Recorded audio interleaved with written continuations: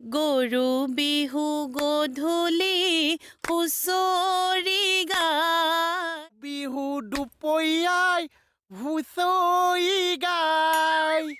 এই দুপৰীয়া নহয় গধূলি। নহয় তুমি বেয়া পা বুলিহে মই দুপৰীয়া বুলি কৈছো। আমিতো ৰাতিপুৱাই হুঁচৰি গাবলৈ ওলাই যাম। বাকলি এইটো গান হে, গানৰ তই এনেকে শব্দ সলাই দিলে নহ'ব নহয়। গানৰ মাজেদি আমি ৰাইজক বুজাব লাগিব আমি কেইটা বজাত হুঁচৰি গাবলৈ যাম, তেতিয়াহে ৰাইজ ৰেডি হৈ থাকিব।